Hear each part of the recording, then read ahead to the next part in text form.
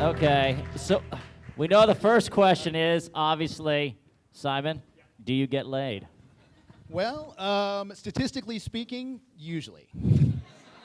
It's like that 60% of the time it works every time. That's me. Okay. Like I said, all right? But if we're talking about data points, it sounds like we've got a pretty heavy one right there. Like if I was mapping the relationship clusters in the room, I feel like a lot of lines would go to that middle chair. Oh, Hey, he really? Oh, just called wow. you a Your slut. hypothesis would be correct, Is that like, Dr. Simon. that's using like what, Tinder, Bumble, Hinge, all this, the networks, this point right here? Is that? All right. That was Actually, the headiest burn. I was so impressed with that. That was great. actually, that's a really good segue into. It's a really good segue into some of the things that I wanted to talk about just before we even get to the questions. There's 600,000 Tinder swipes per minute.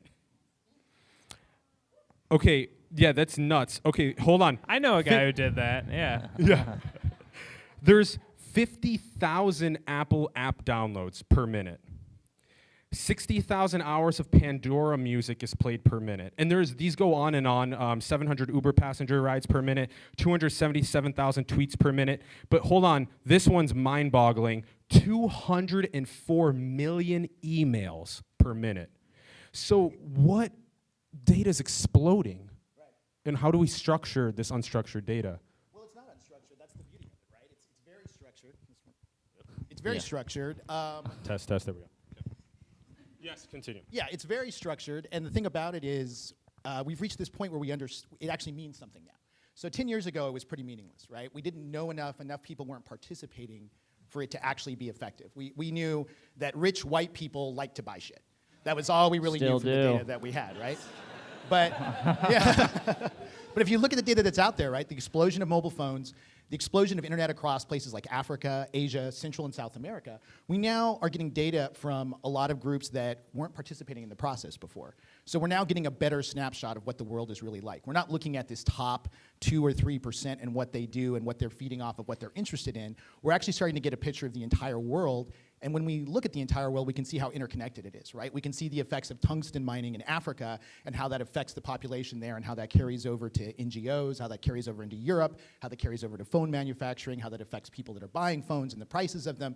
And we can create this entire sort of synergistic, interconnected network of stuff. And that's why it's not just the volume of it that's important, it's the places it's coming from. Anyway, sorry, next question. No, that's great. Come on in, take a seat, friends. Come on in. So did you guys catch all of that? I'm just thinking about the emails I have to reply to. Like 240 million? Yeah, it's bad. So you basically just mentioned one thing about tungsten mining and how it is connected to so many different things. Right, so I can look and see the data for phone people and net miners, like the microloans they're making, the money they're sending back to families, how often they're at this location, right? How much time does a miner spend in his life at that location away from his family? What is all the communications going back and forth on his phones, to his kids, to his wife, all those things like that. It tells us more about what life is like for those people in this way that does not require us to go there, to be in the Peace Corps, to watch documentaries. We can do it dynamically all the time, right? We can judge the quality of life around the world just by the way people interact with each other. Isn't that called spying? Well, I mean, if everybody's watching everybody, is that spying at that point, right? If everybody's looking at porn, that's an orgy at some is point. it bad to look at porn, right? I mean, where's the stigma at that point if everything's revealed? If we're being 100% transparent, then, and it's not being refined to one central point, then it's not spying anymore. Spying to me connotates having power, a select few having power of the information over a larger group. And if you give that power to everybody, you essentially take the power away. It becomes meaningless. So you're saying we should all get everyone's nudes? Exactly. Exactly. That is exactly right, right? Like everybody's porn cache should be like public knowledge, and it will be with the new congressional decision, right? You'll be able to buy you'll be able to buy any senator's web history and see how much weird shit they're into and like talk about it, right? Because we just passed that like less than a month ago. And that will be a point that we talk about. There's so many good questions. One quick point before we get to the first Eureka moment for you guys. 90% of all the data ever created has been produced in the last 2 years. So can you give me the analogy that you gave me earlier today for that? So, so when I think about what that means, right, I think about the earliest stages of development in life on the planet, because I'm a nerd. So there was a period of time where the oceans reached this kind of critical mass where oxygen actually started to be generated. And before that, life on Earth was really, really simple because there wasn't much oxygen or energy to sustain it. And it reached this tipping point where there was enough oxygen that all of these life forms started to just bloom and explode into existence. And billions of species were being created, at this stage that was incredibly fast. They were combating each other, colliding, conflicting, evolving, and growing at a tremendous rate. And we've really reached the comparative point in human development around that in data. We've reached this explosion of data where everyone has access to this, what I would like to call the oxygen of data, right? Access to the internet, access to computing power. And because of that, there's this tremendous growth and explosion of mostly crap. And what will happen, and that's literally what happened. So the reason so many things died in that early era is they literally drowned on crap. There were billions of organisms all growing and shitting, and they millions of themselves off with their own defecation. And that's the kind of reaching as a society, right? Can I just say real quick that it's so crazy that all that happened in just like 6,000 years. But I do think what? But I do think that's a cool parallel where like things are drowning in crap now just in information the same way that they did biologically back then. Yeah. Getting deep. Comedians won. All right, so Yeah, so we're entering a new great crap stage. Is that basically what you're telling us? A new Well, yeah, age I mean, of so crap? it's a great stage in some extent, right? Because it accelerates evolutionary, like conflict and impact accelerates evolutionary progress. And we can see that ourselves as a group, right? The social changes that we're seeing around the world are accelerated. The things that are happening in the Middle East, the things that are happening in Central and South America, the things that are happening in our country are an accelerated pace because everything is colliding and being generated so quickly. But you're basically saying everyone got to see everyone else's nudes, and we're going to die of crap. It's not the most positive, like, A should we just lot kill of us are ourselves going to now? die. A lot of us are going to die. How about Data that? is the plastic bags of our lives. They're just floating around, and what are we doing? We're just swimming in them. Right, We're right, swimming exactly. in plastic bag Yeah. data. And somebody is going to develop some app that lets you turn plastic bags into something useful, and hopefully they'll do it before we all die, right? So, I think there's a caterpillar that can eat plastic now. All right. All right, let's get our on first that question. cheery note, So just that analogy, similar to how oxygen bloomed on the planet in evolution, natural selection, same thing, similar thing with data. Data's blooming, evolving, and natural selection. We're going to see some things survive in data, some things turn well, into yeah, crap. we're going to see. I mean, there's a couple ways it can go, right? Because you can look at life forms that have essentially been unchanged since they were born hundreds of thousands or maybe even millions of years ago, and a lot of them are really stupid. Right? There's a lot of really dumb, boring organisms that just evolved into this little niche. Sea sponges, right? They turn themselves inside out, like they scare people off. They're not a lot of fun at parties. There's that kinds of things, right? There's certain things that reach their peak because they decide to go in a very limited, basic, effective direction, and that's the risk we run into as a dynamic social species, right? Are we going to take our data and just make it this kind of self-gratifying, masturbatory process of like spewing out stuff about each other? Or are we going to build evolved systems that are dynamic and change over time? So dick pics should evolve over time, or they're kind of stuck like Right. a not fun at the party kind Like, of thing. yeah, Dick like you could pics like get too much love. Where are the vag pics at? word. Word. All right, let's Dude. let's start with the first All right, question first then. question. How about that? All right. All right. All right. Who's ready for the earning prizes? All right, Yeah. here we go. All right. Am I exempt from winning prizes? You are exempt from winning prizes. All right. You want to read off the questions? Sure. All right. You have them written down somewhere? Now they're behind you. They're up there Look too. over my shoulder. Yeah. All right. So what's the difference between data and metadata? Good answer. Good answer. Is that the right Is that answer, good or should enough to keep give a pursuing Eureka? other Well, answers? let's go to the. Can we advance 2 slides? Wait, before we do, well, let's have the comedians maybe take a guess at what you guys think. Do you have any thoughts? I mean, you don't want me to guess because I'll just get it right. So go That's ahead. true. Yeah. He is a data science expert. We're going to keep going. We'll reveal it Should once we- someone has the answer. I think that's a good. That's correct. Eureka. That is. Eureka moment? That That's is a correct. Eureka. That's a All right, Eureka Eureka. moment. Eureka! Yeah. Come on down. We're throwing out some softballs. Let's All do right, this. yes. Come down. Come on down. All right, Get so into prize. first, let's ask you, how did you know the answer to that question? My dad has a PhD in statistics. Nice. Yes, boom, just like that. All right. And I got to be you on my got- A game. All of a sudden now I'm like, oh shit. Big data, Can't just everybody. make shit up. Can't just make shit Who's up. your data? Big data. Are you going to... are you You just excited? won Will you read that homework. book? Is that interesting to you? I have no idea. I've never heard of it. Never heard of it. Okay, well, it's there for the Munich Get a trip. receipt with it? Or? Yeah. Come back, and we'll return it to Amazon for you if you're not into it. Run it by your dad. See if he thinks it's good. Oh, Am I the only one around here who's not making meta? that's cute. All right. So meta, right? Like people talk about that all the time. It's kind of like a schmarmy hipster thing to say, like that's so meta. Right? It's about itself. It's self-referential, and that's what metadata is, right? It's self-referential. It doesn't have any meaning really of itself. It refers to something else. So can we get one more slide? Yeah. So I always use who's seen Oh, Thunderdome, man. right? I love this movie Which because I'm a movie nerd. is this? This is the third technically the third Mad Max movie. Most people think it's the second because they're not dorks and they didn't watch the one that was only in Australia. So this is Thunderdome. This is Master Blaster. Thunderdome. Master Blaster was a big hulking guy, and Master was the brains that sat on top of him, right? So whenever I try to explain metadata to people and I want to freak them out, I always use this example because without the little midget on his neck, Blaster was pretty much ineffective. Sorry, person. Blaster was completely ineffective. He was powerful, he was strong, but it was actually Master on top that gave him all the direction. And that's kind of the relationship between metadata and data. And that gets people to stop asking questions about it? Totally. Yeah, they get creeped out and they immediately just like change the subject. Yeah. Cool.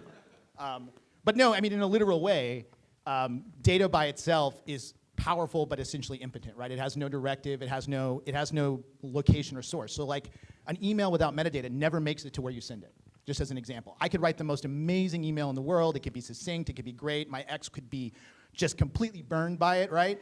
But if I don't have the metadata that goes with that, it's never going to get to her inbox. It's never. Do you write emails to your ex? No.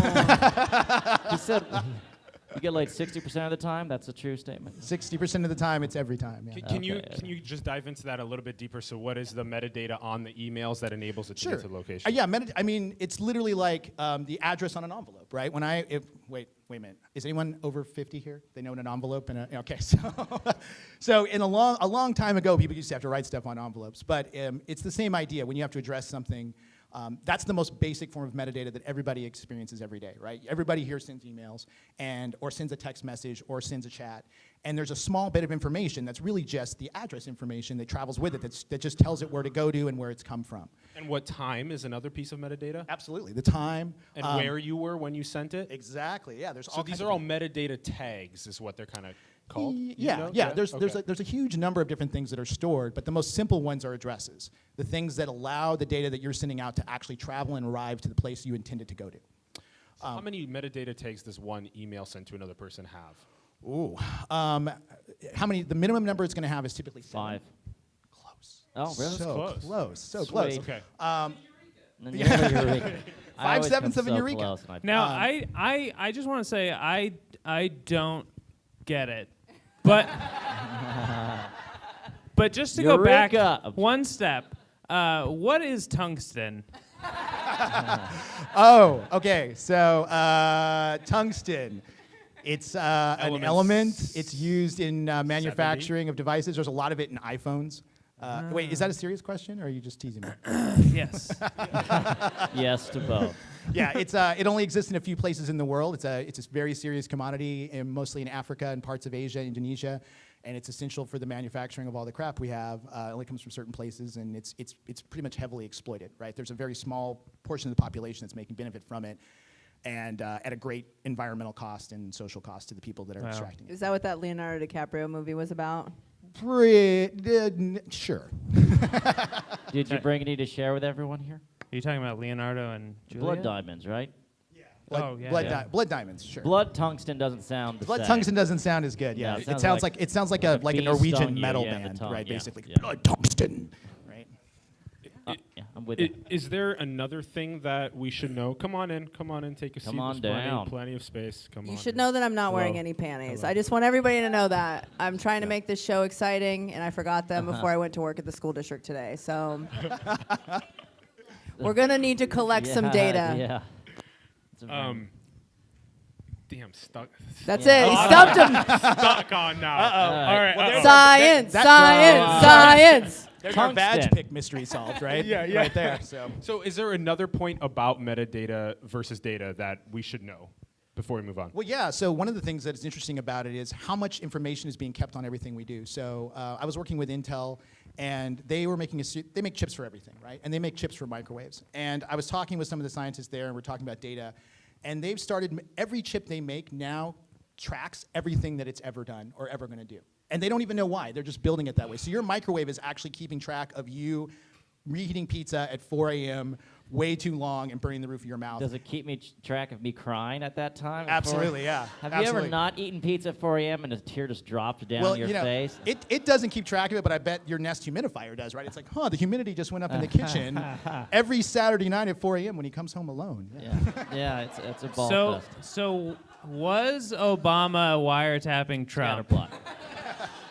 Well, I mean, I think that would be stupid to do that, right? I mean, no one actually talks on the phone anymore. I mean, like, I haven't talked on the phone since like 2007, I don't think. So, Well, but as I mean, Sean Spicer said, the president very clearly meant something other than what he literally said in that instance. A quick follow-up to the Internet of Things and how now the chips are in everything, and then they're all taking data points. Every chip that's birthed is right. Like your car is keeping track of everything you do and how you drive, right? And the auto insurance companies are actually going to bribe you to get that data from you. They're going to give you a discount on your insurance. They say, hey, let us pull the information from your car. We're just curious, no big deal, and we'll discount your insurance by 10%, right? How do they pull the data? They like have like a nanny cam or something? Right. They'll put a sensor in your car's computer, and it'll download the information. But what they'll know is how sharp do you turn? How do you come up to a light? How hard do you slam on the brakes? How loud do you play your stereo? And they'll be allowed to make judgments and adjust what you do and how you live by that circumstantial evidence. That's why I don't drive anything that was made after 1995. So That's good call. That's a good call. Quick other points where the Internet of Things will be monitoring and improving energy use at home. We already have Nest thermostats. The mileages of cars and insurance in cars, loyalty in customers, food loyalty, money off coupons. Transit savings, buses, airplanes, etc. Waste management trends, healthcare trends. That's everywhere. Judicial trends, fire, police stations, safety. Those all kind of suck, right? Because if you look at what all those are about, those are all about commerce. Those are all about making money for somebody else. Safety, fire is kind of right? Home alarm systems. Home alarm systems, sure, in theory. Okay. But the way that you're right. but the way that data can be appropriated, right? Like, what time do you come home? What time do you leave? What are you doing? When do you turn things on in your house? Yes. I mean, is that actually relevant to safety Jealous for a burglar girlfriend I alarm? once Right, had. yeah. But yeah. Okay. Nice. So let's go. Next one, all right. On to opportunity for prize number 2. All right. How much data do we generate per person in a day, a year, a lifetime? I'm gonna hold it to a day because I don't want this to be too hard. Day. Okay, hold. Six. data. I can only do 6 gigabytes for my Sprint plan, so. All right. I'm gonna go with $1. One what? $1. Nice. So somebody gonna do 99 cents now? That's like the cheap move, right? What are the units? The units is too much of a giveaway, isn't it? That would no, I don't know. I think let's give someone a let's do gigabytes rounded to the near, like no fractional ones unless you're just really OCD. All right, gigabytes. 600 per person per day. Per person per day. That's kind of a All right, lot. let's go take a some little let's take lower, some a little audience lower. answers. Wait. What? What? Boom! That's correct. Eureka! Eureka, everybody. Round of applause. Somebody's phone How'd has you service know? in here. Dang, that was really good. Come on up. That's Come some on fast up. Googling, my friend. Wow, That was quick. Are you wearing Google Glass? All right. Yeah. Maybe they'll collect information off this Ooh, what'd he get? awesome Fisher-Price smartphone. They'll track you. Have you ever used one of these, sir? You're a big boy now. All right, enjoy. Quick, Give him a quick. round of applause. And quick, how did you know half gigabyte? I just guessed. His shirt's tucked Straight up in. guess? All right. That was really good. Yes. That was rock solid. All right, yeah. good That stuff. guy. A round of applause. Not going to Wow. question it. Not going to question it. Wow. Wow, that was faster than I thought. All right.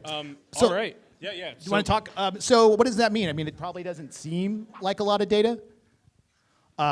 Cisco, thong song, that's Cisco. Yeah, exactly. Same guy. Now a titan of tech. So first of all, the tricky thing is how do you measure it, right? So is it the data that you actually, like shit you type, or is it stuff you send out, or is it sites you visit? Like what constitutes your personal data footprint? And there isn't a hard and fast way to to nail. So we just did an average, right? We know that Cisco says each unique IP address puts out about a third of a gig a day. vCloud stats for internet activity says it's about 0.77, so we add those together and get about 0.5, more or less. What's a vCloud? So Asking for a friend, I already know. Yeah. So vCloud's a service that's basically measuring internet user activity, like how much stuff we're looking at on the internet, pages and things like that, mostly for ad purposes, right? So you can track and see how effective your site is or things like that. But it's about a half a gigabyte of traffic a day per person on average, right? And the median on that and the variance are going to be huge person to person. Like if you just took San Francisco, you might be closer to that original number, right? It could be 10. Yeah. But we're talking about people internationally that are working off of metered plans and things like that. And even at that ratio, that's a tremendous amount on an average compared to where it was 5 years ago. It was a fraction of that. 10 years ago, it was non-existent almost. And that's about 3.5 billion of them are doing this. Right, which is phenomenal to think about how much that's exploded, right? That more than half of the population of the planet now has access to the internet, and 5 years ago it was a fraction of that. Five years before that, it was nothing. And then after gigabytes, it's terabytes? Yeah, terabytes, and then petabytes, and then Petabytes. 1,000 terabytes is a petabyte. Right. And then 1,000 petabytes is an exabyte. True. And so, I feel like you could have come up with a better word than petabyte. Yeah. That sounds... I mean, I someone feel like likes I their get dog. arrested if I had a petabyte. in my yeah. computer. That's what I drink when I get hungover. And civilization in full produces 108 exabytes per month. Per month, yeah. And there are actually people that are trying to keep that recorded as it goes. The NSA's got a data center in Colorado, Really? and they are basically trying to record as much of that as they can every single day. Oh, cool. How can we help them? Yeah. They are masters. But then there's also more benevolent or benign sites that are doing it, like the Internet History Group, right? That are storing things like your really embarrassing GeoCity web pages from like the 90s. Right. Yeah. So there's tons of groups that are saving this information for various reasons. I'm sorry. How much of it's porn? Well, like, are you talking about unique content or like stream throughput? How about just erotic fiction? I use Yeah. text. Just bytes. Ooh. It's Yeah. That like talk 10 about million pages. Talk about bang for your buck. Yeah. I mean, you know. Yeah, just ballpark. No need to scissor hairs. That's a really hard number to say because most of the sites won't really track it. I mean, if so I did some work with Skynet. Did some work. Yeah. Under an alias, and they're one of the largest. Skynet? Yeah, that's what they're called. They're one of the largest porn hosting companies in Do the they world. work with vCloud? They work with everybody. Terminator. And and their traffic level alone was pretty close to about a quarter of the total traffic for the state of California. Oh my gosh. Right. And that was like early 2000s. So I do my share. Yeah. Trust me. Yeah. Yeah. Tonight at 4 a.m. with pizza in my hand, I'll be contributing Oh, the burning hot cheese. Ah. to the Excel sites. I shared. All right. Let's go on. all right, yeah. All right, let's do it. This is the exabytes Yeah, per this is- month. And what we're extrapolated to grow to, right? So we're at Use about this cool laser right here. Ooh, a laser. We're about 100 right now. It's going to grow and grow, right? 2020, we're thinking it's going to be closer to 200. It's rapidly outstripping our ability to store it, so a lot of it's falling off the back, essentially. It can't be kept up with. It's just cascading off the back end. There's only Where so do much. people store it? Like in a pole barn or some sort of A massive like a bucket. crawl space, like a data crawl space? Really, yeah, like giant. I mean, mostly in big cave structures. I mean, the NSA, it's a giant excavated data center primarily. Most of the stuff is actually being built on big seismic protected plates. It's incredibly expensive. And cooled a lot. Yeah, I mean, that's one of the things people don't realize is the biggest cost of storing data is the air conditioning bill. And next, we're going to have data stored in DNA, which is awesome. We're gonna, well, maybe, I don't That's know. when the human bodies are in the cave. Is that what happens? What's the biggest storage facility? Is it the NSA? And how do they keep it cool? Well, I mean, I would say it's probably the NSA. They won't. I mean, you won't be able to get hard numbers on that, but I know that they have to grow their size by. Why are they not talking about it much? Or They're a little uptight about it. It's a lot of stuff with blacked out letters, you know. Yeah, it's sort of like watching like a Chris Tucker movie on like TBS where like every word's like boop boop boop. You know, like you're like I don't even know what that means. They're like. But it's still funny though too. Yeah, it's still funny. Yeah. Still enjoyable. Yeah. When Chris Tucker gets redacted, it's got a little bit more of a lighthearted feel than when the government does it. Yeah, All a little right, bit. speaking of the government, Nailed who it. owns the data we create? Oh, yeah, good question. So yeah, that's our next question. Who's got an answer for that? Comedians All right. maybe first? Well, it's not me. I know that. Fairly clear. I do not own my data. Does anyone think they actually own their own data? Right. Smart audience. Do you know why you wouldn't own your own data? Just out of curiosity, like why do you think it is that individually we don't? Please own our accept the data? terms Because I'm and a giver, conditions. not Click. a taker. Right on. Can we give it to him just for saying that? Because Is that that was like, Eureka? so perfect. Yeah. Yeah, but yeah, that is perfect. Yeah, Yeah. you're right. Is that Okay. Eureka? Yeah, Eureka. Eureka. All right, come on down. Come on I down. almost want to say that. Meta Eureka. Another Meta guy with his Eureka. shirt tucked Come in and on jeans and down, a belt. What a sir. surprise. We have for you another place to store your data. It's a notebook. Oh, nice. You will own the data in here, but you have to sign some terms and conditions on behalf of Eureka. You can mail it to them. Actually, Just direct it to Just Cave. hold it up to the open sky. That's all you have to do. Just hold it Now, over how your did head. you know that answer, by the way? Yeah. I mean, I just assumed it. It makes sense because it depends on the platform, but just, this is how people do. Just say yes and You're just a yes man. Okay, you just click the button and whatever happens, and you're good. All right, give a round of applause for this man. So, so just who real- owns it? Is it Bing or Yahoo? Really quick. Which of those? And before we get there, he asked the question, which was, how do I know that the government can't get a copy of this, or a private corporation can't? And the answer is, if you only own the only physical copy of it that's not even data. And Even even that's no guarantee, right? So Yeah. it used to be that if it was on your computer and you didn't connect it to anything, and it was on your hard drive, and you destroy your hard drive, you get rid of the only copy. So there was an event that happened in Iran a while back where they were trying to create weapons-grade plutonium, and their whole facility was sabotaged. And eventually, it came out that it was the U.S. in conjunction with Israel that sabotaged it, right? But people didn't know how they got a virus into that center and sabotaged it so that the machines deliberately sorted themselves out and destroyed it. It sounds very Mission Impossible, but it happened. But the most interesting thing about what they did is they didn't actually get in and invade the network. The thing was sealed off, right? No outside connections, no internet connections. They were able to do it with a beam of a line of sight. They actually parked a vehicle outside and did a line of sight beam and were able to literally beam it in. And you can read data off of people's devices that easily. So even if you have a device in your house, they can actually beam if they get a line of sight to it, that's all they really need. So when I joked and said, hey, just hold it up to the sky and they'll have it, that's only a half joke. All they need, in most cases, is some kind of a line of sight to the device, and they can read all the data off of it.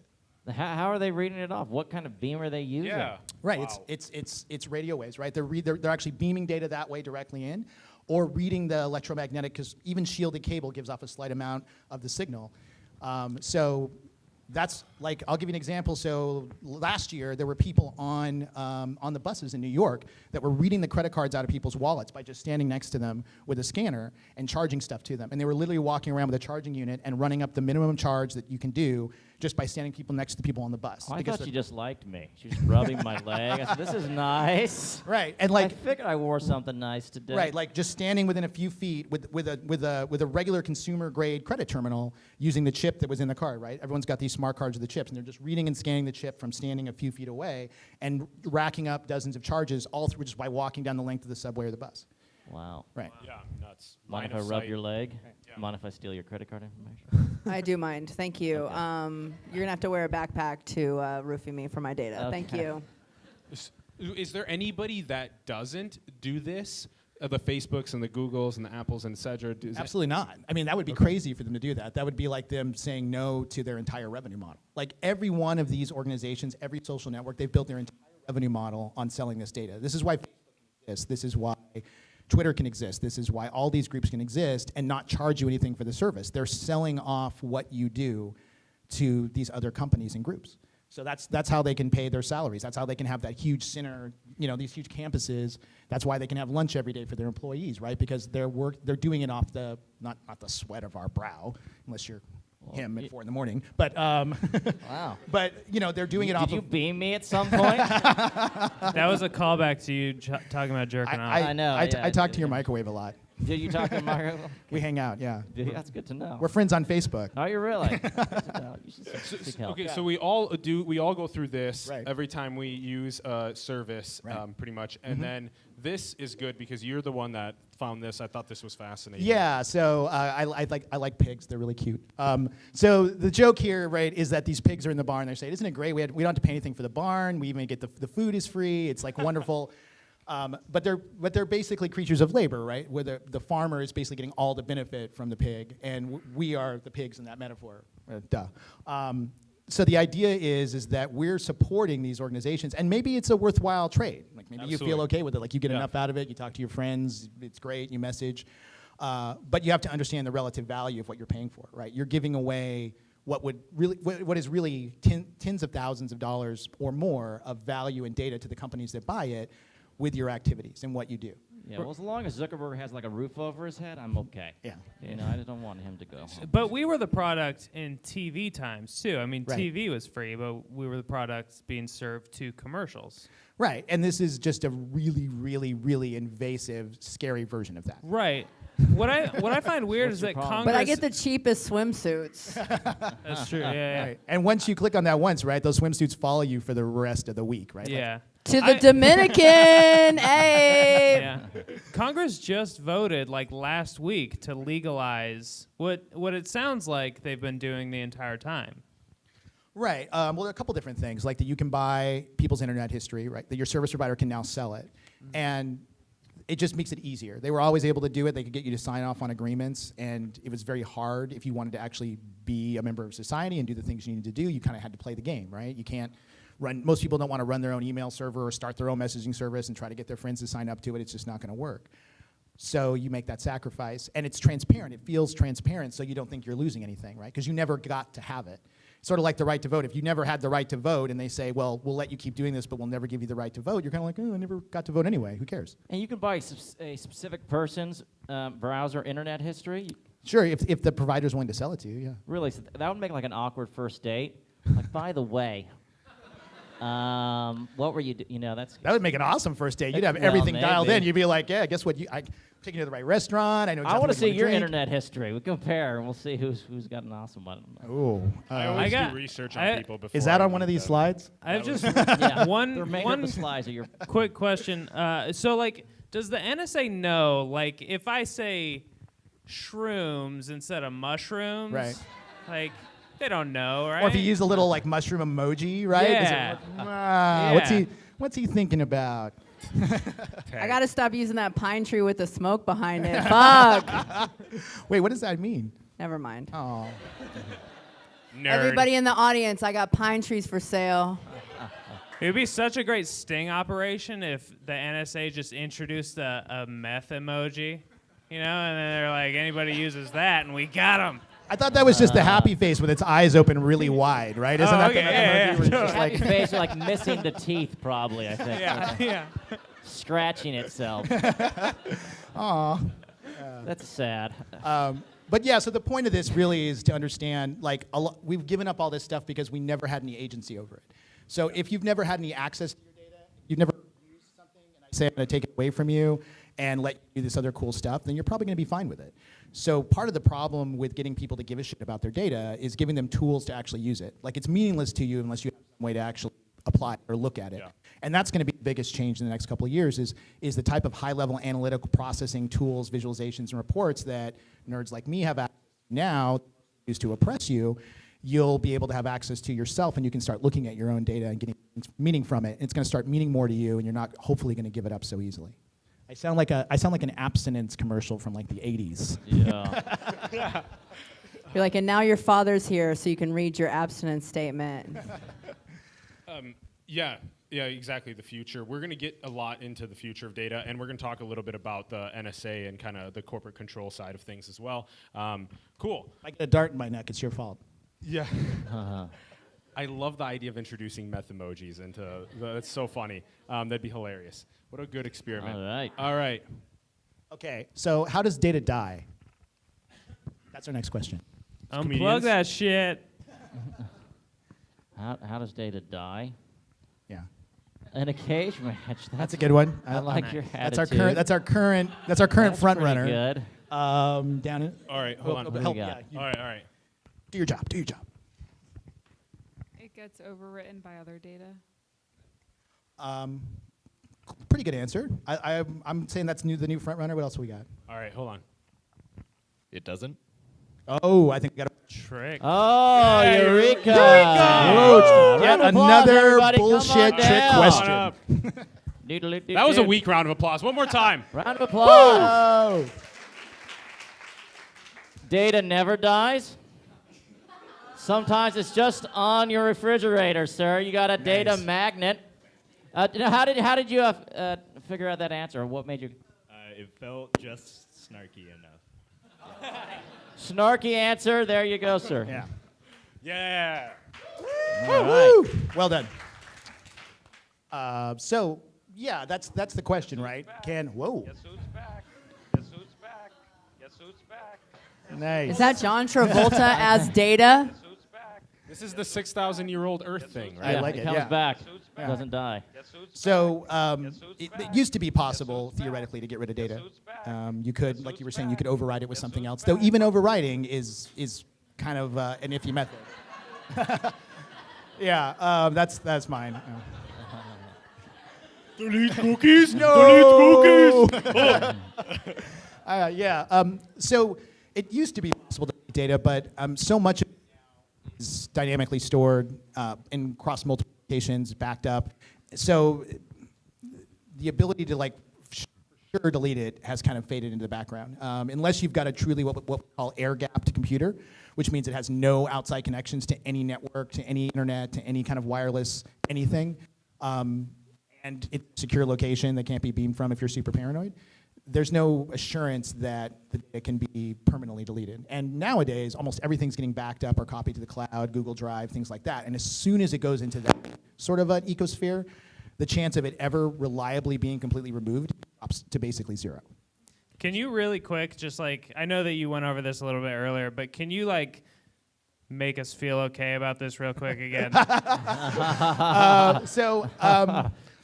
Maybe. So the analogy that I'm going to use for it is when I was in Africa, we would see these huge herds of gazelles, millions of them, and there'd be these lions hanging out right next to them, a foot away, just hey, what's going on?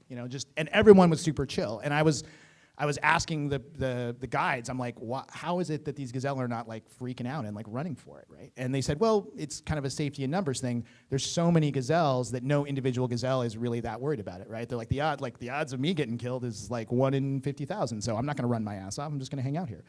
And that currently is the best sort of consolation I can give you, is that there's so much data out there, and the people that are trying to figure it out to fuck with you are so stupid, excuse my French, that you have the gazelle-like safety in numbers, right? You can talk about shrooms and pills and weed in your email all day long because there's 5 guys at the NSA that are literally trying to read everybody's emails.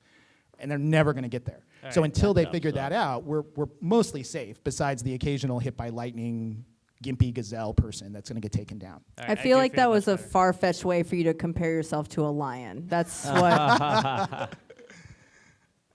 I do feel better. If you had said sheep, I wouldn't have felt as. But that's a solid metaphor. I like the gazelle thing. They run they're real sleek, fast. right? They're kind of cool. So here's another way to address that, what you just said. So there's even if they're spying on all of the messaging that's happening in the world, the word bomb can be used in context to a movie. It can be used in so many different contexts. How do you actually pull the people that are trying to cause harm? Right, and that's the essential problem of the entire strategy for the government and the NSA right now, is that they're trying to boil the ocean, right? They're literally trying to do what McCarthy did in the 50s, right, and monitor and read everything we do. They're trying to brute force, control, and understand what's going on. And this actually is in addition to boiling the ocean. Let's be clear. Okay. Well, we're all boiling the ocean by driving our cars and stuff, but that's a whole other depressing subject. And another follow-up, which is something that we've talked about as well, is 20 years ago, all of us here are over 20 now, basically. But back then, if we said something funny to our friends in high school, there was basically no log of it. Right. Now you have these computers in our pockets that are potentially recording it, or even more so if you say it on digital medium, it's never going to die. So now try and see a millennial running for president in 10 years. It's going to be a joke. There's going to be so many photos pulled of them doing underage drinking. Running for president doesn't matter, clearly, so don't worry I mean, about we're your really fucking- talking about the high bar to be president right now. Don't worry I about feel your like that's- data, I feel dude, with like a brain that ship teacher. is Everything's sailed fine. already. Millennial had a dick pic that probably helped them at this stage of the game.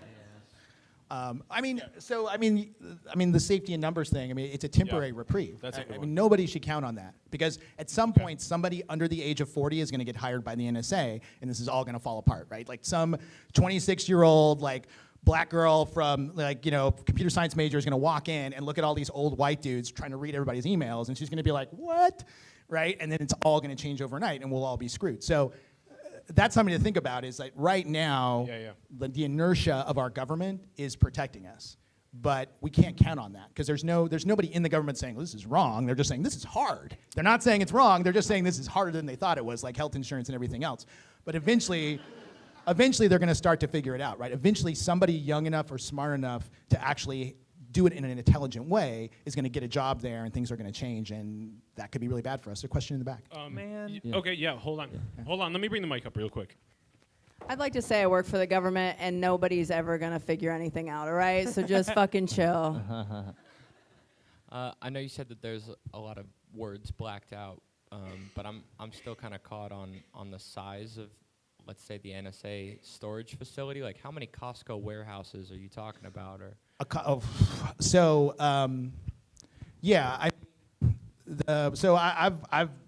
I've been to the facility. They're trying to add about a petabyte a day of storage to it.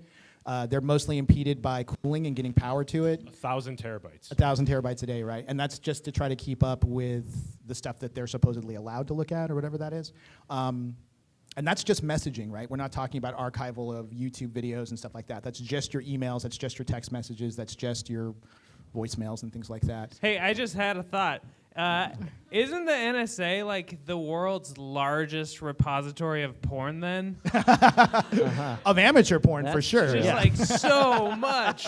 NSA. Air-conditioned porn. Yeah. Right. They're the biggest repository of those top 10 lists that your mom sends you. They're the biggest. I don't like the word repository. And another quick about how data dies before we move on. Yeah. There's in 2014 the Internet Archive Wayback Machine.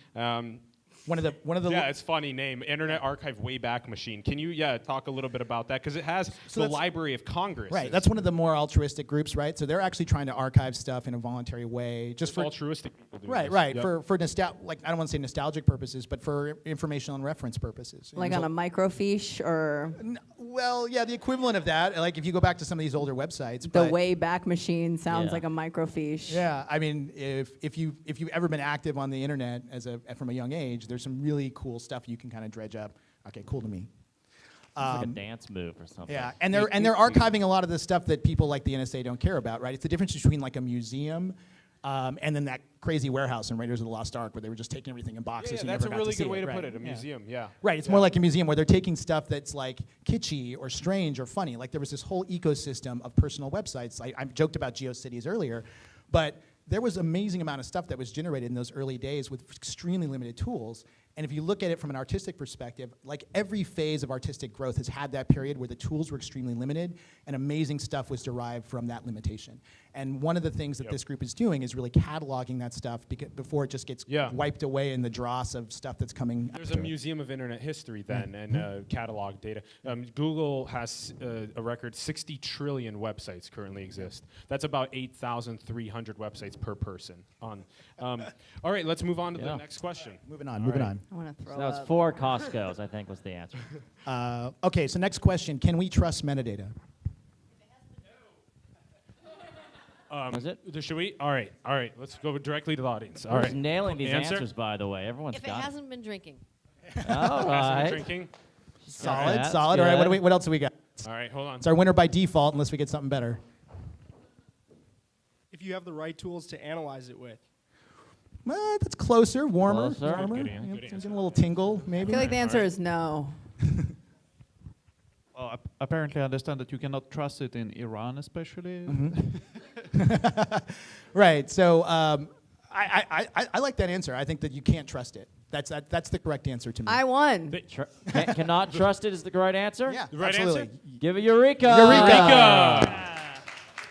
Second Fuck one? that guy taking my Come job. on down. Right. So Come on down, Come on down. sir. Don't be shy.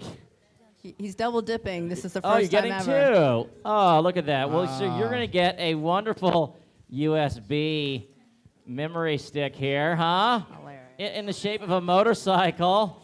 How cool are you? All your fourth grade friends will love you for this. It's fucking Now, how did you come up with that answer?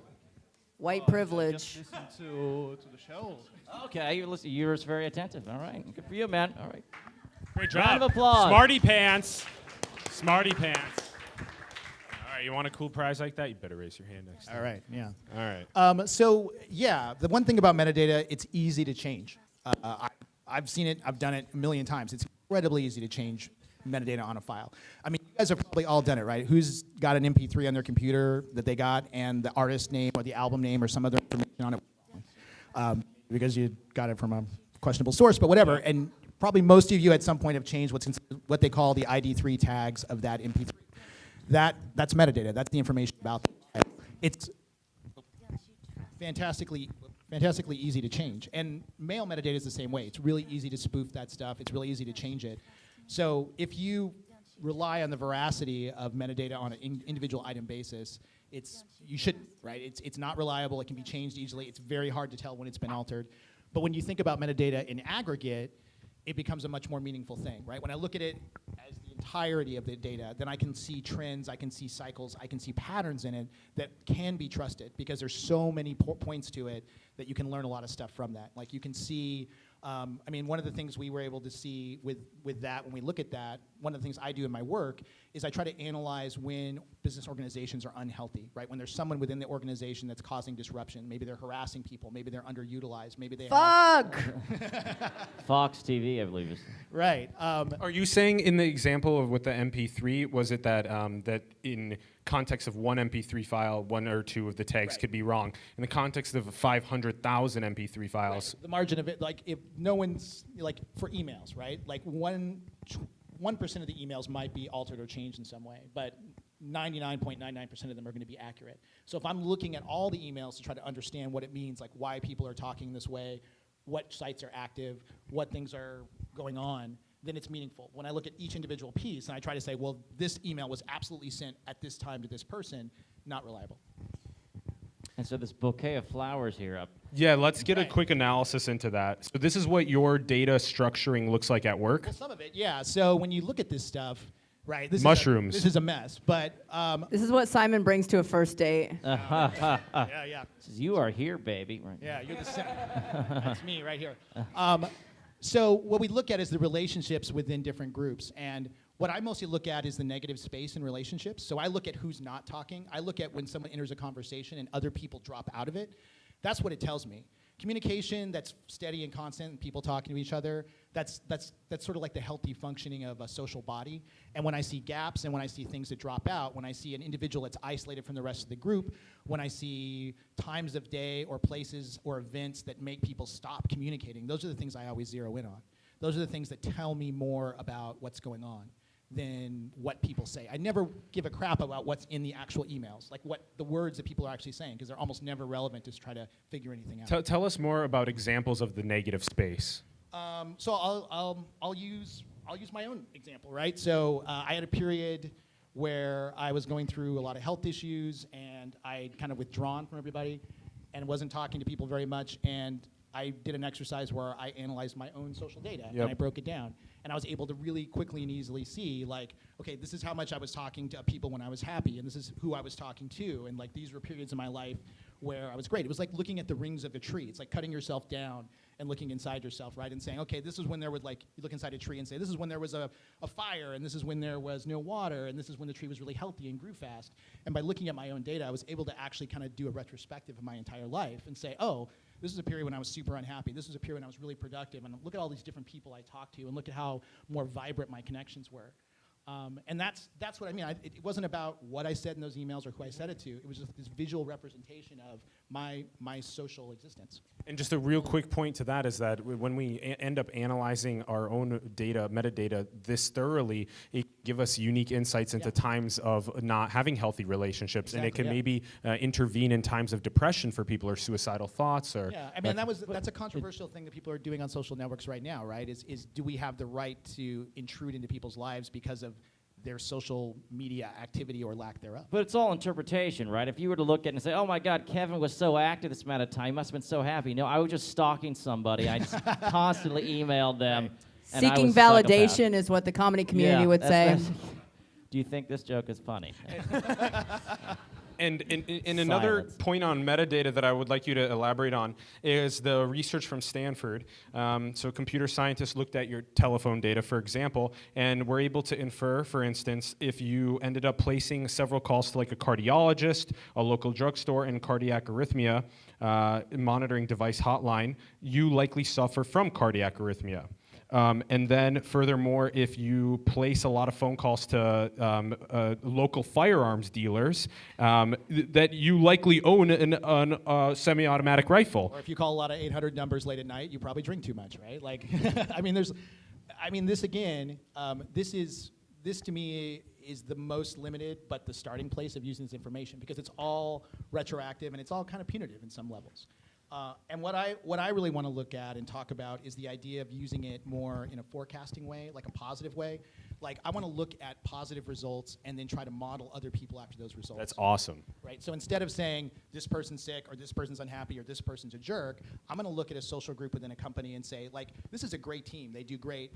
I don't need to know why they do great. I can just look at the way that they interact and talk with each other and then compare that to other groups and say, what is it? Is it like they are interacting more, whatever? Like, there's something about this group that makes this group better. And we already know that a lot of companies really care about high-performing teams. And you can see acquisitions happening by IBM, Google, Facebook. They're all being bought up, AI companies, machine learning companies. And a lot of the time it's because this new technology was made in small teams of people that know how to communicate well, maybe hang out a lot, so the geolocations paired together.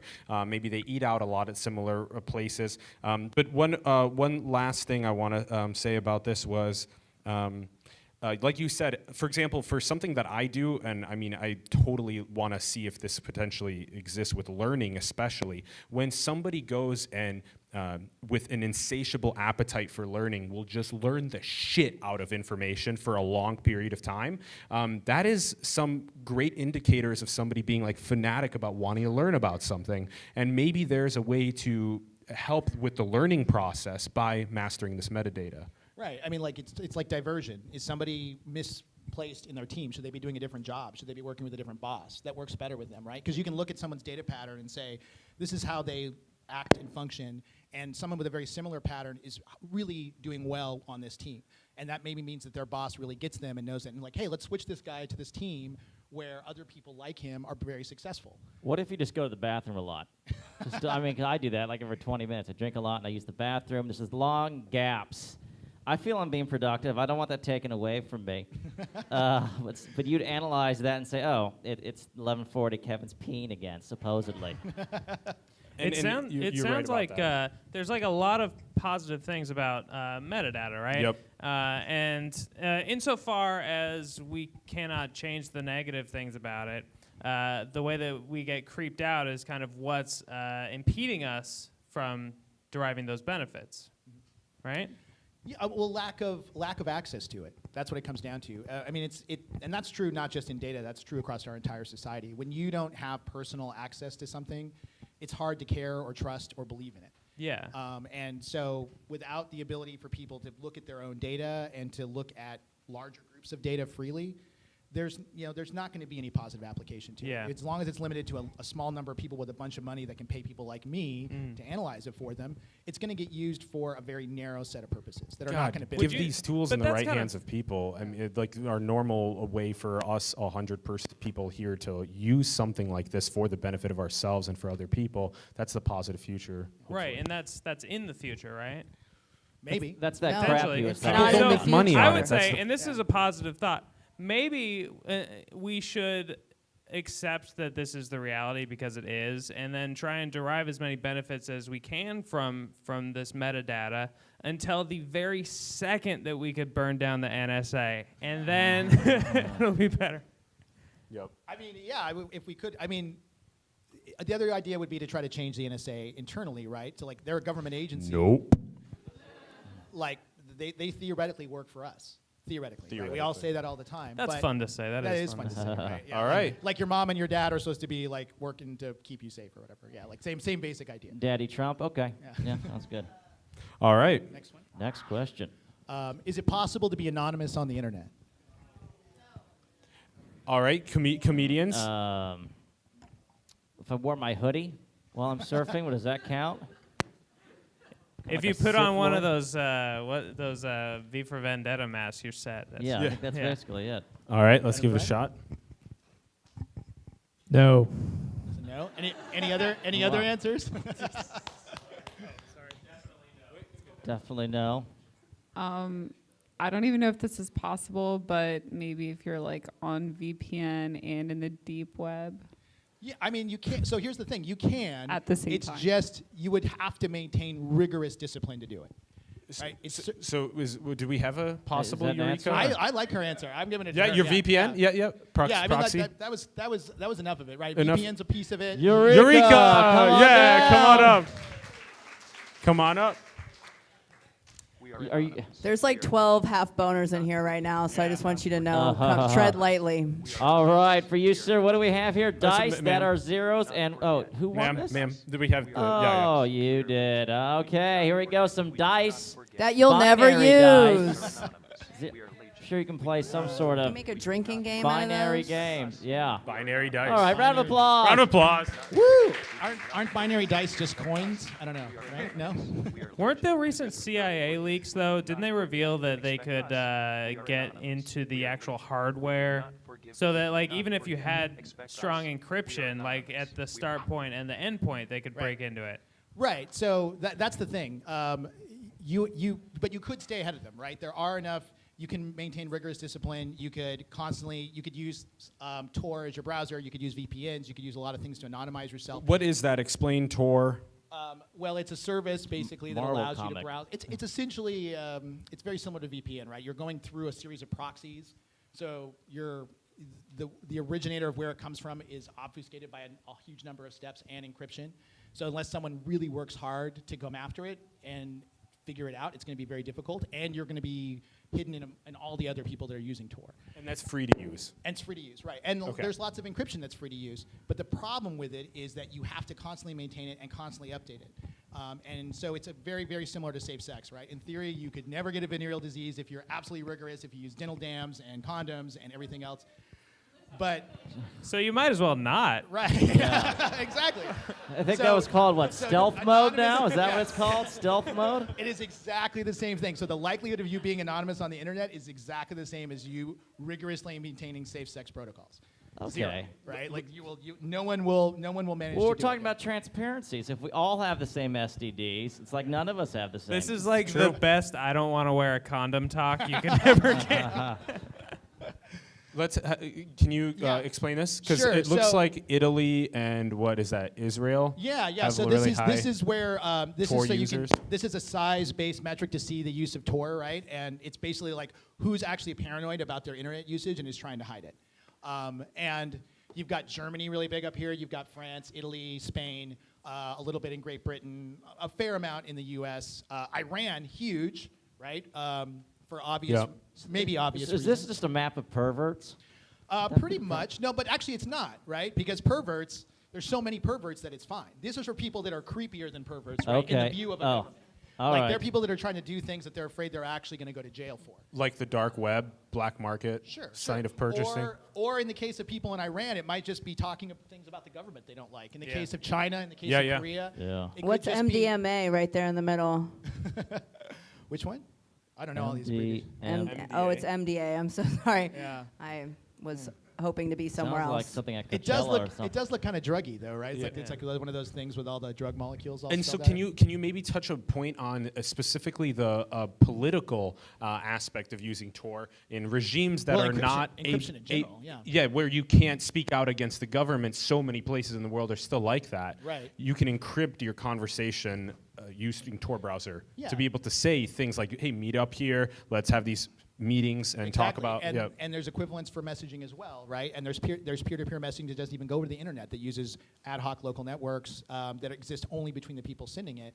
Because the truth is that almost all of the ISPs and providers are basically colluding with the governments, and they have to for the business. So I'll give you an example. When Microsoft went to China, they wanted to be able to have Skype available to Chinese users. And in order for them to do it, the Chinese government required them to build a special version of Skype that monitored everything that was being used in it and had word lists built in. So if you were in China and you downloaded and used Skype from Microsoft and clicked on the EULA, you were automatically beaming all kinds of stuff that you were saying and doing directly to the Chinese government. And that was just part of the deal they did in order to get Skype. And I looked at the word list. It was kind of fascinating. There were, like, when you broke out the compilable, it was literally the list of words that would trigger the recording to begin happening. And it was a bunch of obvious stuff, but then there were weird things like Ferrari and, like, I don't know, whatever, that would make it happen. So you just, like, start your own, like, webcam show, and China was saying Ferrari.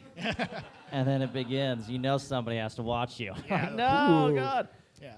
So, exactly right. So that's the thing. It's like, if there's no presupposition that there's any type of privacy. Any of the tools you're using, and especially in these countries, they're all compromised. They've all compromised themselves in order to get in there. Not a single one. If they're using or selling their product in those locations, you can be guaranteed if it's Iran, if it's Syria, if it's North Korea, China, Indonesia.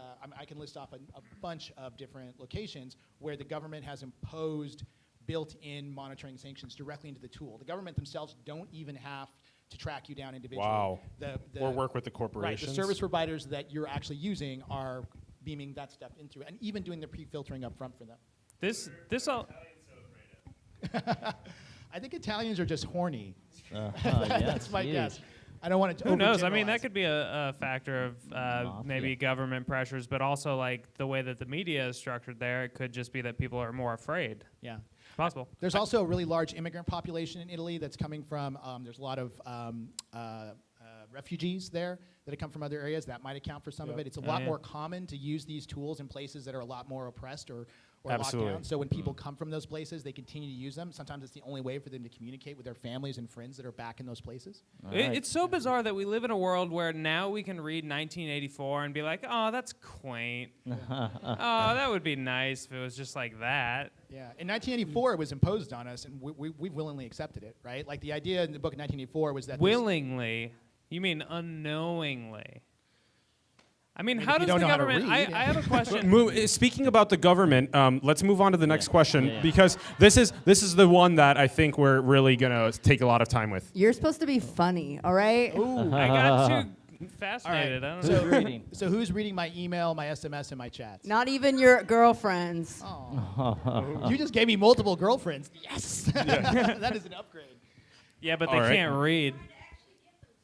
All right, let's people that haven't We got answered. answers here? Yep, hold on. We haven't had an answer. Nobody. Maybe. Is that Okay, not good. What else we got? All right, hold on. The FBI when they want to blackmail you. Okay. Okay. That's That interesting. is true. Yeah. Thoughts? Anybody else? Okay, hold on. AI? That's a good answer. Yeah. I like It's that. through context. That's not my answer, but I think that might be better than the correct answer. I just hope So, it's someone who understands me for who I yeah. am. You know what I'm saying? All right, Somebody at hold the on. NSA is just like, I really get this guy. Yeah. Yeah. I found my soulmate. Yeah. Who? Illuminati. That would be such a great rom-com. Interesting. These are good possibly. answers. All right, one more. Illuminati. Yeah, We'll hold wrap it up. The person you're sending them to. Oh, Maybe. Zinger. Right. All right. Well, Okay, he's- that was actually a He's good very answer. insistent. I feel like we got to help him out. He's All right, hold on. there, yeah. Right. Exactly. Is that The- what's the Okay, correct wait. answer then? Wait. That- Is that Eureka? But I can't. Do we have It's two pretty prizes? good. Can we give it to the AI guy too? Okay, Because the AI okay. guy. So we should do two prizes. All right. All right, come on up. Eureka, Eureka, come on Eureka, down. come on up. Yeah, those were All great right. answers. And the reason I like the AI answer better. And Eureka we'll double get to that. Yes. penetration. Both of you get Taste of Science T-shirts. Wear them to the events you'll be going to, we hope, the remainder of the week. And yeah, go ahead and just chime in on. Oh yeah. So right, 5 guys are trying to read all your emails.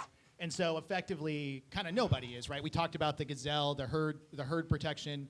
But the AI thing is a really great point. There are AIs right now. I mean, so IBM's made an AI that's gone out and successfully applied for jobs. It's literally going out and applying Making for jobs music, reading the medical records. And learning Yep. stuff, right. And Yep. so there are actually AIs that are sitting around reading tons of emails. Now, they're only reading emails they have access to. So they're really working off of data that's supplied to them that's been given over to IBM and Lotus Notes stuff and things like that. So technically, it's not the true answer, right? Because we're talking about stuff that you consider to be private. That was the subtext of that question. And AIs, to our knowledge, are not out there invading people's privacy yet. But they are actively reading emails at a much faster rate than we can ever hope to do, right? There's literally artificial intelligence machines that are reading millions and millions of emails every second and cataloging and understanding those and changing the way they talk, right? So they exposed... They're the only ones reading emails at this point. Yeah, exactly, yeah. Let's touch base on this idea of, I want to know more about the Patriot Act, maybe talk a little bit about that, and the USA Freedom Act, the FISA Amendments Act, like what's PRISM? I know that's a lot of things. That's a lot of stuff. So if we go to the next slide, we can talk about let's PRISM do it. real quick. That's probably the scariest one. All right, so... Yeah, run through this. So PRISM is the scariest one. Right. And this is the one that Edward Snowden leaked. Right. Okay. So this is this guy down here. This is a piece of software that was written by the government. It was commissioned for them. And essentially, it's just a tool to take in data from all these other sources and parse it out and search it. Whoa, whoa, whoa, whoa, whoa. What is tungsten again? Sorry. I think it's somewhere over there in this area, I think. So there's a bunch of different things that happened to make this possible. The Patriot Act was one of the first ones that came about after 9/11, and it kind of opened the doors for us to start keeping this data. When I say us, I mean the government. It made it really simple, and it created this process where they could ask for private warrants to data. So they could ask. That's a key here. Right. They could ask versus not asking. Completely privately. Like, so normally when you have to get a warrant to search someone's house, that's a public record. You have to go to a judge. It's logged in the public record, why you wanted to do it, the justification, the judge signing it. Patriot Act allowed them to go and file electronic requests for warrants that were undisclosed. So they could essentially ask for everything they wanted as often as they wanted to, and you would never really have to, no one would really know about it besides them and the vendor in question. And the vendors were behooved because of the FCC to essentially not to comply with it, right? Because all of them operate under the suffrage of the FCC, which is a federal agency. So if you don't play ball with the federal government, the FCC can make your life really difficult. And so all of these different groups like Verizon and AT&T and everybody that just uniformly comply with these requests. Can we just stop a quick second to talk about Shell Trumpet and Evil Olive? Some of these names are kind of hilarious, right? Who thought of, which lonely man thought of Shell Trumpet? Evil Olive is kind of cool. That sounds like That's penis and vagina in computer science speak. Well, Evil Olive's a palindrome, so somebody was clever. Okay, all right. That's a good point. True. Yeah. Wait, I want to go back to PRISM. Okay. Yeah. So PRISM is this very War Games Whopper-esque piece of software that can just eat data from all these sources and crunch it all down into this searchable index. An NSA tool. An NSA tool, right. Not a candy from the 80s. No, nor is it a cartoon singer that rolls around on roller skates. That's what I thought it was at first. But, bringing it back, the Wayback Machine is in action. And so it's this amazing tool. It can do stuff with data. It can take data from all these sources and aggregate it. The main thing that makes it less scary is the fact that it just makes it into this big searchable thing. So all you can do is just type words in after it does all this stuff with it. It doesn't do any advanced analytics. And so essentially what it's doing is making this giant searchable thing that's pretty much useless to search. So is it Google search? I'm going back to MySpace. That's so is it Google search for the telecommunications companies? Right, but it's taking all that information and running it in almost real time. I mean, some of these things are literally in almost real time. They have so many open warrants on people's accounts and data that the majority of the time, AT&T, Verizon, these groups are constantly streaming people's individual personal communications directly to the government, directly into these PRISM feeds, and then going in front of analysts who are then trying to read through it. But the amount of actual analytics that's happening is it's brute force, again. And so a lot of people are. This is a huge moment I guess in history in the last 10 years. When did Edward leak this? Like 2007 or something? Yeah, about 10 years ago. Okay, and so that was like a huge moment because it was somebody that went into the NSA, and this is like a very patriotic thing, is that when you go in, you're supposed to say oath, I am not going to reveal what we're doing here. But he was like, Prism is some fucked up shit, and it is not cool that we are parsing all of this secretly without telling. And he went out and said that that's happening. The other part of it is that And nobody gave a fuck. The people were like, we don't know what a prism is. Is that the mirror thing that makes a rainbow? The other thing, the main thing, one of the things he talked about was that the warrants give you a window in which you're supposed to use this data, and then you're supposed to get rid of it. The NSA doesn't really even have the ability to get rid of this data. That's the problem. They're taking it in so quickly that just the task of trying to delete it, they've given up, right? They're now just trying to store it because it's too hard to actually erase it, but they're keeping stuff that they were never supposed to keep. And that to me is, there's so many problems with this. If Snowden had never leaked this stuff, would we? What kind of idea would we have about this structure? Like, would we go like, well, they probably, or would we have no idea? Probably no idea. No idea. Of all of this? Absolutely. Well, so even Evil Olive. So we'd be like, incognito, I am set. Yes and no. So there's FIFA, right? There's the Freedom of Information. So at a certain point, FOIA. So FOIA says that at a certain point in time, all classified stuff the government does has to be released. And that's why I talked about, again, it's being heavily redacted. So it's a weird sort of half-ass rule where they say, it's kind of like when you tell your parents 10 years after the fact, you're like, Mom, I was totally smoking pot in high school, and you wait till you're like 30 to tell her because you don't want to freak her out. And that's sort of how this works, right? They're going to start telling you stuff that they did. They're telling us now about stuff they did to us in the 90s. And in 2030, they're going to start telling us how they were doing terrible stuff to us in 2001 and 2002. And when you get it delivered to you in that way, how can you care, right? You're like, oh, I was like 4. What do I care? So the very nature of the Freedom of Information Act creates this ambivalence for us because we get it so far after the fact that just like our parents were like, oh, I guess you smoke pot, that's fine. Now, do you wish you went into biology? Oh, yeah. That is where the money is, for sure. Absolutely. Yeah, I totally blew it. The future of money is also in data. But, okay, so quick few points. Looking up Edward Snowden, looking up Julian Assange. He's from WikiLeaks. Understanding more about them, understanding more about PRISM. The Electronic Frontier Foundation, something that, we're very, we want to hear some of the happy things. Right. Yeah. So EFF, super important group. I've done some work with them. They're essentially the ACLU of the internet, right? If you want to simplify it, they're out there fighting for the rights of our data, our individual people's data, our right to privacy, our right to control this information, our right to know how it's being used. So they're one of the few organizations that's really going out of their way. They did a full-page ad in Wired a couple months back when these changes were being proposed, right? So net neutrality.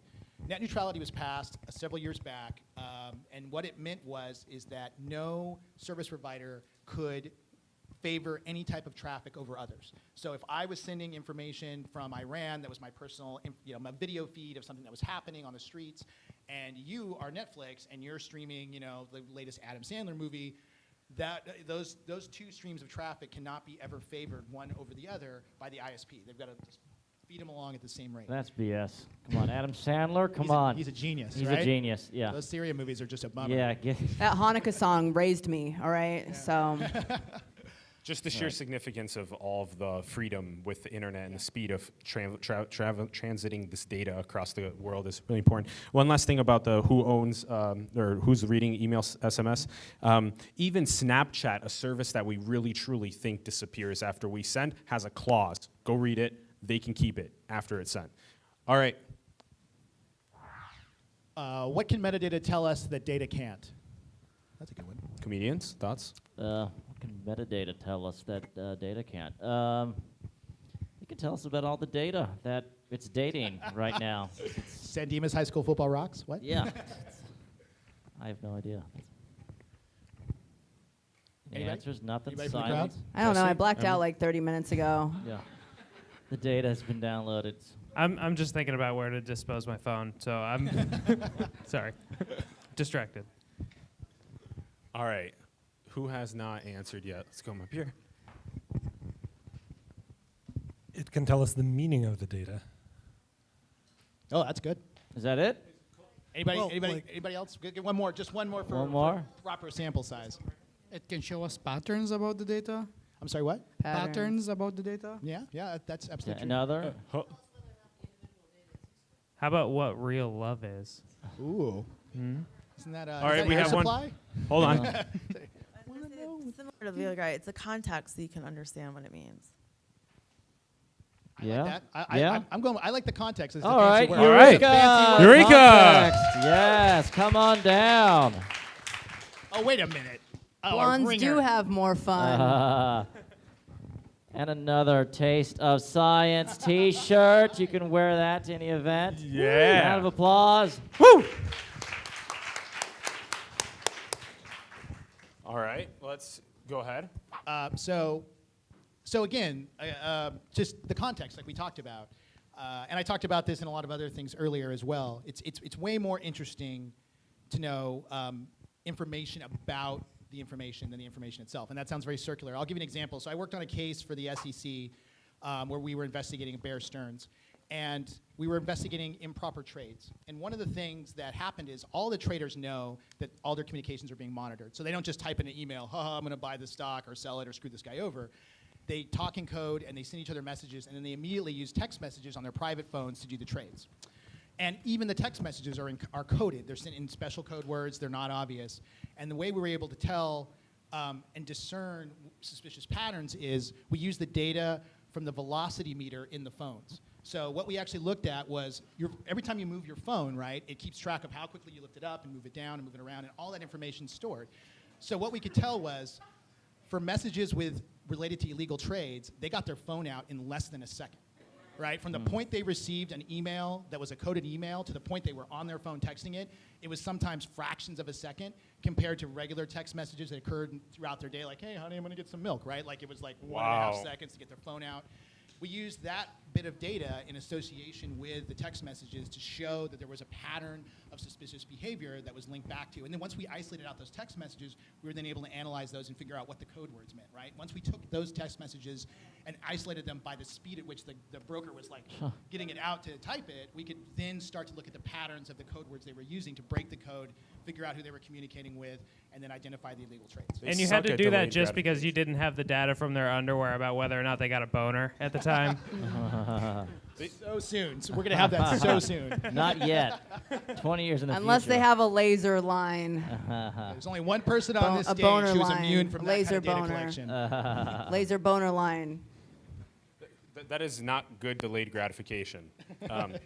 So can you talk, so do you have more examples like that? That was really fascinating. Wait, like how the metadata helps us? Yeah. Oh yeah, there's so many that are interesting about that. But The ones that you've read that have given you unique insights like that. Holy cow, so quick, dopamine, like, and Yeah. boom. Let's like $10 million order. End on a few real positive ones. Oh, Yeah. well, so Panama Papers, that was one of my big projects that I worked on personally. Panama Papers was a leak of information that came from a law firm that was based in Panama, and they were basically handling all of the offshore banking and money laundering for thousands of executives, thousands of government officials, thousands of shell companies around the world. And they had a leak that took all this data and gave it to a German newspaper. But it was basically a situation where the newspaper just didn't have the tools to do anything with it. They just received like hundreds of gigabytes of data, hundreds of thousands of emails, and they're a regular newspaper. They didn't have any way to sift through it. So we actually donated our software and our time to help them go through it.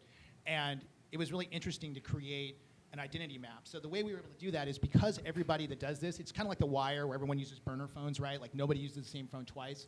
These people are so professional that they literally rotate through email addresses and cascade through these things so that you would look at one series of exchanges and it could be 1,000 different email addresses that were used over a period of communication that was only a couple of days. Holy cow. Make it incredibly difficult to draw any causal links or figure out who was who if you were trying to do it by the addresses or trying to read through the actual emails. And what we're able to do is group those together by timing and by cadence, and then also look at the word patterns and choices. So everyone has what is essentially their vocabulary signature. So when you type emails, there's certain words you tend to use, there's certain punctuation, grammar, things like that you use, and they actually form a sort of a fingerprint in the way you write and the way you think. Like I use the smiley face emoji a lot. A lot, Yeah. a lot. In fact, I'm like, sometimes he just sends me those, and I'm just yo, like, what up, bitch? That was like, is you up late? So what that allowed us to do is to create create aggregate profiles and say these 2,300 email addresses are actually all the same person, because we can look at the way that the words are formed, even short messages, and create that signature. And that's an example of that analysis, right? Where the words themselves, we're not actually trying to read the emails. We're seeing the context of how the words are grouped together, how they're sent, when they're sent, and then identifying people by that. And that's maybe one super rare positive application of that technology, I'm really sad to say, because it's primarily used punitively. I also think it's pretty cool that there are like so many leakers out there, and they've got these avenues to actually like encrypt and like be hidden while they do it, and so they don't face retribution for it. Right, we and still they can don't like know. stay at their jobs afterwards when everybody at work is like, "Who did it?" And they're like, "Oh, I think it was Steve. He stole my Diet Coke once." You know, it's true. I mean, to this day, we still don't know who the person was that leaked it from that firm. John Doe was the name. Sure. That's what it said. All right, let's. There's other things you worked on were the Sony breach and the Deepwater Horizon. Yeah. So that was Sony compromised, had 77 million users, had Right, their and data the compromised. Deepwater was a really interesting one too. There was a huge amount of data in that, and without using analytics. And that's oil Right. And explosion in the Gulf of Mexico. huge amount of engineering diagrams required for that. There were things like maintenance logs, trips, how often crews had to be aboard that plane, how often they were transferred off, when they arrived on helicopters, how long their shifts were, when they clocked in and out, when they used machines, to show a pattern of negligence, to show a pattern of malfeasance, to show a pattern of deliberate cutbacks, things like that. So that data is essential, right? Like you don't read the email that says, "Oh, I'm really tired. I hate working these long shifts." You look at, okay, what are the patterns, like at a high level, what are the patterns of behavior? What are the tolerances of these devices? How are they being used? And I mean, that's the power of using this data in a productive way, right? You can identify culpability. You can identify places where things are being abused or done incorrectly. That would be really hard to find, right? Needles in the haystack, essentially. Yep. All right. Fascinating. Let's move to the next one. Yep. Home stretch. Why should we care about any of this? I wrote this question. It's a write-in. You wrote that, what, a half hour ago? Yeah, after I realized that you look a lot like that guy from Bones. I haven't been able to fucking shake it. I haven't been able to shake vag pics. All right. What do you think, comedians? Why should we care about any of this? I don't. Yeah, care. I no longer care. They can look at as much as they want. This whole show reminded me why I only date men of color. This is exactly why, because I don't know. I feel like closing the doors and gassing this whole room, to tell you the truth. But I won't. Nerd. Because I need my phone to work. You don't like nerds? Come on. No, I don't. I vehemently dislike nerds. Well, luckily you're in San Francisco. So I know, perfect. It'll all work out. If I could get a pivot table to just fucking sort through all this bullshit. Is that still relevant? I got a free drink tonight, so no. I think it's fascinating just on its face, and then I also think that it's extremely important and affects everybody. So yeah. That was good, honestly. How enlightened of you. Yeah, I just wanted to top you. Do we have any other answers out there? All right. Audience answers? All right. Anyone who hasn't answered yet? All right. People will be highly incentivized in the future to manage this data and make sense of it. So, data analytics. That sounded really official. Yeah, that was good. What do you think? Did he get my notes? Did it get leaked He already? basically, we have a pretty good leak on that one. What do you think? Yeah, I mean, we don't have any other takers on that one, so I think we got to go with it. Oh, wait. We have. His who girlfriend hasn't would actually answered? like to rebuttal. Yeah. All right. With all this data, I think it can solve a lot of problems from anywhere, like, increasing traffic efficiency at different stoplights, or, some like climate change. That's a good answer. And one more. Massive abilities to do great good or great harm. Other people could own our data, which is not great, or we could use the data to improve ourselves, which is great. So like Spider-Man. Yes These are good and no. answers. Thoughts? All right. Where does our All right, Eureka go? anybody got it? Should we take one more? All right, sure, why Give not? him a shot. All right. Smarty pants up here. You got. Well, I have an application in real life, so imagining Just give him the prize already. Come on.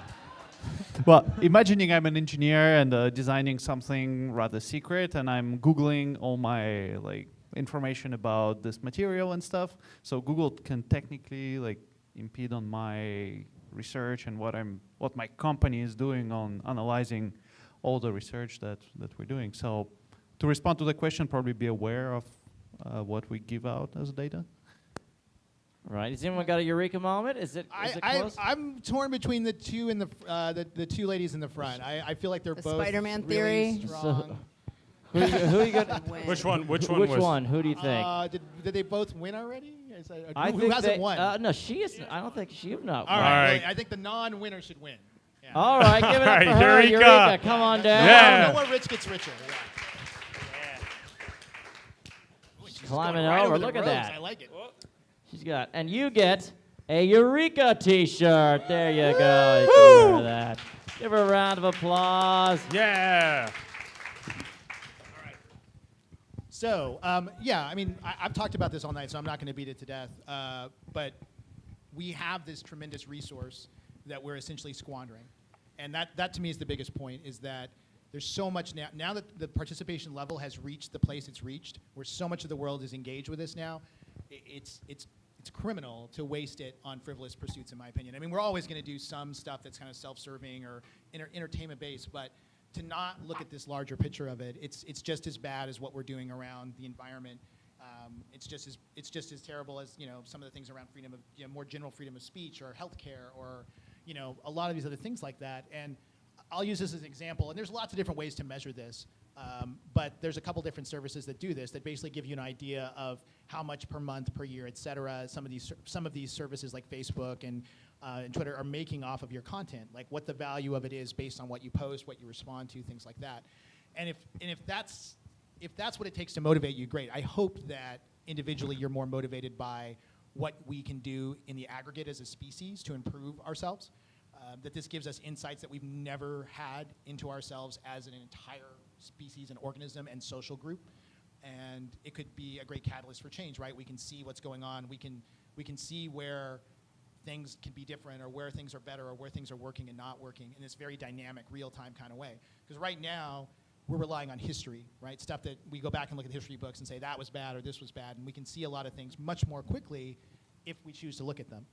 Right now, I'm just thinking I got to get my amount up in Facebook, right? It would be a great humble brag. I'm like $12,000 worth, not to brag or anything. Yeah, you mentioned so many great things today about the positive benefits of metadata. Now I'm really trying to think about how we can really leverage that for the betterment of humanity. That's super profound. And for Facebook, let's not forget them. Yep. Yeah. Very important. Roof over his head, right? Roof Over his head. Yeah. Poor fella. All right. And last question. What will all this be like in 5 years or in 10?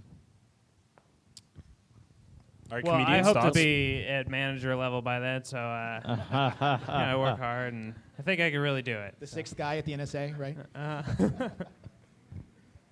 Emily, thoughts? No, I don't have internet at my house, so I think I might be the wrong person to ask. I'm not sure. I feel like it'll feel like a lot of silence and reading and really soft sheets. That's going to be my reality. Kevin? Yeah, I'll join her in the soft sheets. Okay. There it is. Anybody else? Any other joiners? I'm kind of realizing that, like, thinking that somebody else is a nerd is really just based on you, like, not knowing as much as them about it. So, like, I'll bet people who live, like, Mennonites are probably just like, look at all these fucking nerds everywhere. Yeah. Men especially. Oh, my gosh. They're zippers. All right, audience? Thoughts? All right, who hasn't answered? Here we go. So I think this is going to move into biomedical data, so things like retina scans, fingerprints, genome data, healthcare information. Yeah, that's a great point. Very positive. One of the most desired sets of data right now is biodata. So we're starting to use things like fingerprints and retina scans, and those are now becoming pieces of data that can be bought and sold, like your credit card numbers, your social security numbers, your web history, and everything else. And it's only going to be a matter of time before your individual genetics fall into that same place. Got to order new retina. Yeah, it was stolen the other day. Right.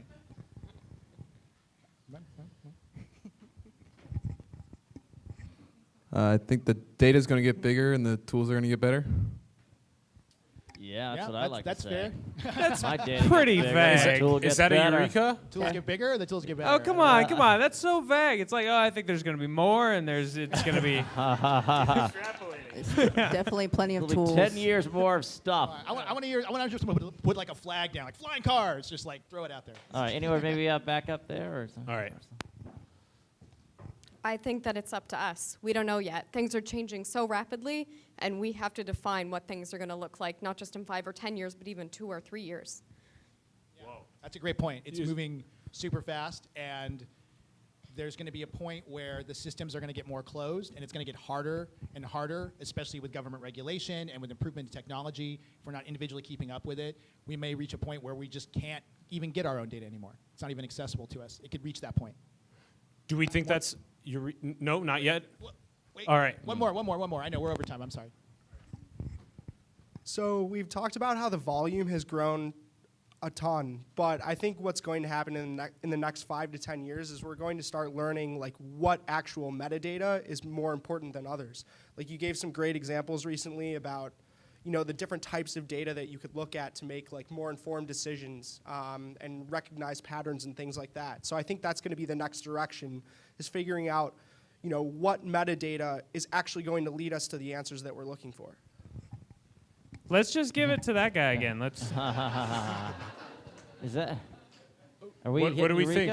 I like her answer. I thought her answer was really all right. All right, Eureka. Round of applause, Eureka. And for you, courtesy of Taste of Science, we have the Dough Lab. You can create your own little bakery here. It's magical microbes. Give a round of applause. Yeah. Woo. Scrumptious day. By the way, I liked Hold you on. guys' answers, but And I just had to make a joke And anyway. I do. This is just a prize that I think deserves to go to the gentleman that also had a fantastic answer as well. It was a very solid answer as well. So let's give another Eureka up here. Woo! You're welcome. Fantastic answer. There you go. All right, Simon, take it over. Wrapping it up? Yeah. Wrap Okay. it. So, I mean, you guys said it better than I did. I mean, the thing that keeps you up at night, the thing that worries me, is that the system that we're in right now is very open. The protocols for it are very easy to access. The data is available to us, but that may not continue to be the case. And if we don't take action, if we don't get involved in the process, then laws and rules are going to be passed to make it more and more restrictive. There's already laws that are coming out. There's already regulations that are coming out to try to make things like encryption illegal. So you're not even allowed to make your data private, or that the keys have to be held by other groups. Net neutrality already got overturned, and it's something that should have never been, right? Like the idea that they can actually favor certain traffic over others, and people can pay to basically make you silent on the internet. There's so many things like that that are happening, and we're at this critical crux. If we don't get involved as a group and as individuals and pay attention to this, it could pass the point where we're able to easily do anything about it. And I don't want to get all dystopian and whatever about it, but it's true. It's true. The tools will get to the point, and right now those tools are being sold to the highest bidder. Companies like mine and others like that, we're going with who pays us. And the government and these other groups will pay us millions of dollars to give them the tools they need to control this information. I appreciate that you're telling people about informing them about it. I think that's a really responsible and good thing to do. So thank you. NASA appreciates it. NSA appreciates it too. He's going to get hit by a car right out front in the Tenderloin right after big this. black so SUV. I called it. I already placed my bets. So in essence, this last question's really about you worrying about it becoming more invasive in the next few Right. years. Absolutely. And You mean 100% sure it will be? Yeah. Very true, and yeah, and Yeah, we're all doomed. Run. No, I don't know. but really crucial to treat Put this my as a Fitbit serious subject, and share this with friends.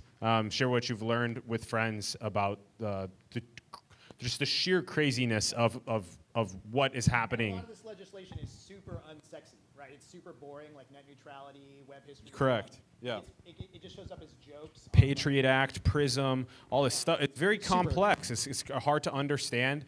And when we just click terms, one of the reasons why we just click accept the terms and conditions. Because we hate reading. Okay. Yeah. Well, that's one. And the other one is because we know that the technology brings us such significant value. That's why we love to just Right. go through. We're like the mouse hitting the pellet button, right? We're just like rap, rap, rap. We don't think about it. We're getting that immediate gratification of checking in on our friends and doing the status updates and checking on our event pages, and we're not thinking about what it costs us individually. What it's costing us as a society, and I'm not talking about the social impact. I'm not going to make a judgment on that, whether it's a good use of your time to do that or not. I'm talking about the lack of the use of vital information. Correct. Right? And your analogy is that everybody's kind of going to the death. You're falling to their death, and we're being sold. I was in a grumpy mood that night when we were talking about it on the phone. I was like, oh yeah, I was saying like, oh the one I used was that basically we were all free falling towards the ground. And all the companies were just busy putting stuff in front of us to buy as we were falling to our death. Yeah, versus being able to find things like if somebody's depressed or not, or how this data is applicable to your damn life and making that an important part of our lives with all of the data that we have. You can with make these everything same we do. analogies to medicine. You can make them to social services, right? Like, what are we doing pharmaceutically? There's so many things we could be doing medically to help people, and as opposed to just wasting it on frivolous stuff or giving it to the top 1% that can afford it. The patent technology. You can look at it on food, especially, right? You look at, genetic modification of food could eliminate hunger in this world in our generation if it wasn't tied up in patents by companies like Monsanto, right? I'm not trying to say that data privacy, data control, data freedom is the most important thing, but it's a huge piece of the puzzle, and it's synergistically tied to all of these same core issues in our society. Yeah, and Bernie Sanders 2020. So yeah. Isn't the basic answer here? Let's just destroy our smartphones. Let's go back to the cave. Well, I mean, we're gonna, right? Whether we meant to or not. What about maximizing the potential of the technological devices within our civilization, and maximizing the metadata? Okay, quick follow up to this last point. And in essence, this whole talk on metadata. We mentioned earlier AI. We mentioned machine learning, machine intelligence parsing through this data, and the potential that has to give us insights. That future, 5-10 years, in the most beautiful way possible. What does Bones have to do to get an AI girlfriend? That's what he wants to know. Well, I mean, first of all, I think we will definitely have AI girlfriends in 5 years. I mean, there's basic level ones that were already in existence, right? So now I don't believe anything you've said. Yeah, I mean, we're definitely going to have them in 10 years for sure. I mean, we're pretty close now to having artificial companions. If you look at it, the software, the downloaded stuff. A lot of people here have artificial companions sitting right next to them. Ooh, deep cut. Ooh. Don't worry, Simon's still single, so everybody's fine. We're all good here. No, but I also kind of agree with that. What, that I'm still single? No, a lot of times we'll just settle. Oh. Yeah. But it's getting real. It's getting hotter than a fucking data Costco in here. It's not anymore. We turn the air conditioning on. It's not meta. It's not meta anymore. It's actual data. There's now, too right? many pterodactyl bites. All right, can we give it up for our data wizard here, Simon? Simon! Woo! Yes! And for our comedians here, Emily and Jesse, thank you so much.